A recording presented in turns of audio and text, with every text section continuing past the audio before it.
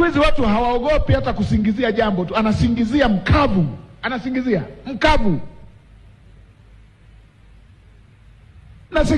anasingizia mkavu, hafanyi hata utafiti amjue mtu vizuri anayetaka kumsema.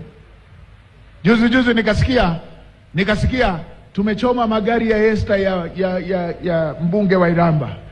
Magari yake yanaitwa Esther, ameaita Esther jina la mke wake. Mke wangu mimi haitwi Esther, anaitwa Neema, na leo nilikuwa naye hapa. Yuko wapi Neema? Yule pale anaitwa Neema.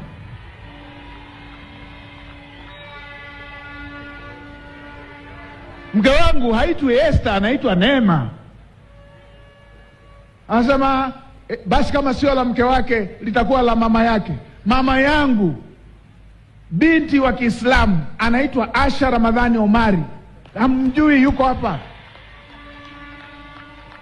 Kabadilika lini kawa Esther?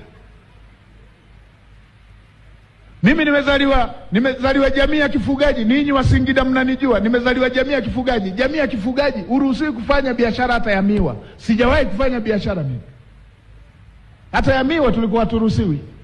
Nimeingia huku serikalini, kazi kubwa ninayofanya kwenye watoto wa mzee tuko takriban 16. Mimi ndio form 6 pekee. Mimi ndio chuo pekee. Mimi ndio nikaingia niko na kundi la watoto zaidi ya 600. Mimi uwekezaji niliofanya ni wa kusomesha watoto. Nimeshazidi 500 watoto ninaosomesha. Sina biashara hata ya noa. Mimi sina biashara hata ya noa. Nimewekeza kwenye huduma ya watu. Na ninyi mnajua. Mimi nimewekeza na nimekuwa na akilio kwamba kama nilikuwa nalalia ngozi, nimetoka nina godoro. Kama nilikuwa nalala kwenye nyumba inavuja maji yanadondokea kwenye masikio, nikishakuwa na nyumba moja si inatosha? Kwani makaburi utajengewa mangapi?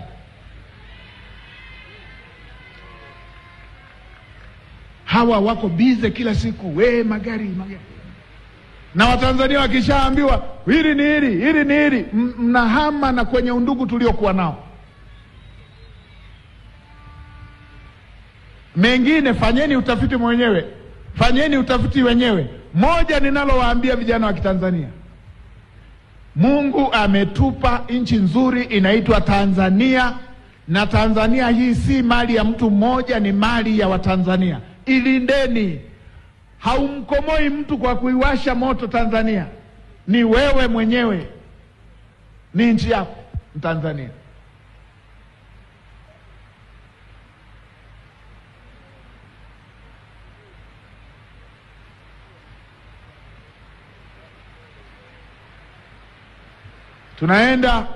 Tumeheshimiana miaka yote, tunaanza kubariki migawanyiko.